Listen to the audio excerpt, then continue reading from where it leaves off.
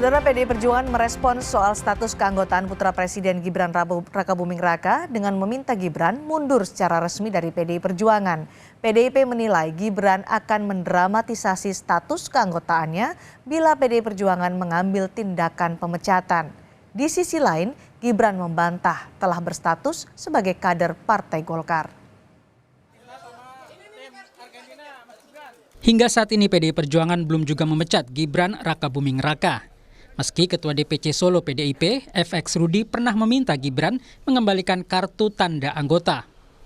Belum ada kejelasan soal status Gibran. Ketua DPP PDI Perjuangan Bidang Kehormatan Partai Komarudin Watubun menyebut Gibran akan mendramatisasi statusnya di PDIP bila dipecat. Tidak perlu lagi didramatisir, kita kan tahu itu. Kalau kita ambil tindakan tegas pecat, nanti dia gunakan lagi itu. Waduh, saya disolimi. Sudah lagu lama itu. Yang ini jangan, bahkan ini pemimpin-pemimpin muda, mereka harus memberi contoh teladan bagi generasi yang akan datang. Ya, harus ada kepastian. Pemimpin itu tidak boleh membuat rakyat menjadi bingung. Bakal calon wakil presiden yang juga wali kota Solo, Gibran Rakabuming Raka membantah berstatus kader Partai Golkar. Meski tidak secara tegas, ini bukan pertama kalinya Gibran membantah isu tersebut. Sebelumnya Gibran juga membantah akan maju ke Pilpres termasuk soal pengurusan SKCK. Yang dulunya merah terus sekarang kuning. Memangnya saya kuning, Mbak? Ya, makasih. Sekjen PDI Perjuangan Hasto Kristianto sebelumnya menegaskan bahwa putra sulung Presiden Jokowi, Gibran Rakabuming Raka, sudah pamit. Hasto menyebut langkah Gibran pamit dengan Puan itu sudah sangat gamblang. Kalau warnanya juga berubah, semula merah, kemudian secara nyata sudah berubah menjadi kuning, maka ya partai menghormati itu. Dan apa yang disampaikan oleh Pak Komarudin, oleh Pak Rudi Solo, itu betul.